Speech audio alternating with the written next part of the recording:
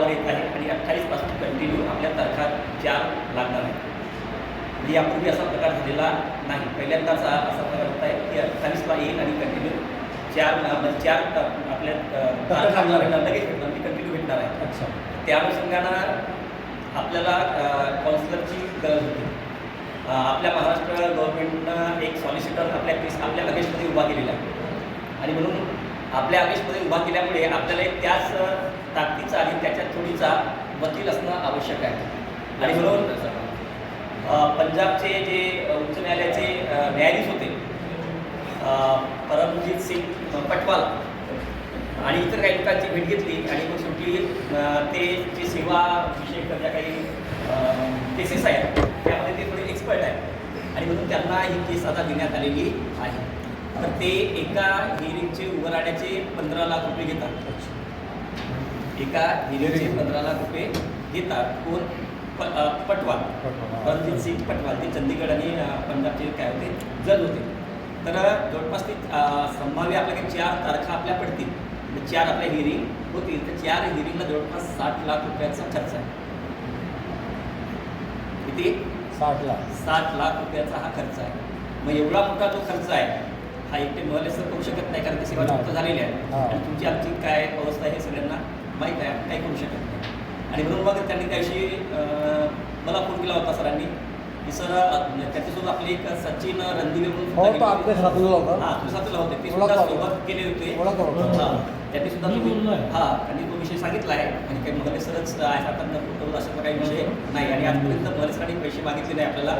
पूर्वी आपण त्यांना म्हटलं की पैसे लागतील तर घ्या, पण ते म्हणले की जेव्हा गरज पडेल तेव्हाच आपण मागू. तर त्यांना आता वाटतं की आपली गाडी रुळावर आलेली आहे आणि आपल्याला न्याय मिळू शकते. आणि म्हणून त्यांनी परमजीत सिंग पटवाल जे आहेत यांना आता उभं केलं आहे त्यांनी आपल्या महाराष्ट्र सरकारच्या सॉलिसिटरच्या विरोधात. आणि त्यांची फीस सांगितली 15 लाख आणि जवळपास 4 तारखा होतील. तर जवळपास 60 लाखाचा त्यांना खर्च आहे. मग एवढा खर्च आहे हा एकटा व्यक्ती कुणी बेअर करू शकत नाही, कमी शिक्षक करू शकत नाही. कारण तुम्ही पैसे आपण सगळे हँडिकॅपच आहोत. पेन्शन नाही, GPF नाही, PPF नाही, काही नाही असेवाले. तर त्यामुळे आणि मग काय जे जिल्ह्याचे संबंधित त्यांचे प्रमुख आहेत त्यांनी संपर्क साधला आणि सांगितलं की अशी अशी अडचण आहे, तुमचं जर सहकार्य असेल तर आपण पुढे केस जाऊ, नाही तर आपली केस आपण विड्रॉल केल्याशिवाय आपल्याकडे पर्याय नाही. माझं असं म्हणणं आहे की आपण सर्वांनी कमीत कमी 2000 रुपये त्यांना पर कॅन्डिडेट द्यावेत, त्यांच्या अकाउंटला टाकावे. वैयक्तिक आपण त्याची काही गरज नाही. समजा त्यांनी विड्रॉल केलं तर आपण सगळे मायनसमध्ये गेलो, आपण लढू शकणार नाही, पुढे जाऊ शकत नाही. आणि समजा 2000 गेले अबाच्या सोबा समजा तर काही आपण दुखणार काही आपण नुकसान होणार नाही. म्हणजे 2000 किंवा 1000साठी आपण किंतु परंतु तो खाते का हा खाते का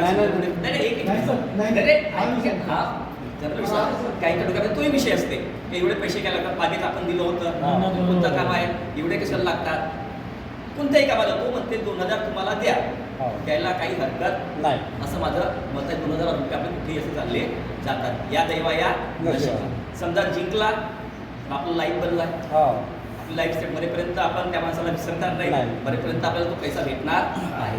इन केस हारला तर 2000 केले समजायचं काय करायचं उपाय नाही. माझं एकंदर असं मत आहे की आपण सर्वांनी त्यांना आर्थिक सहकार्य केलं पाहिजे.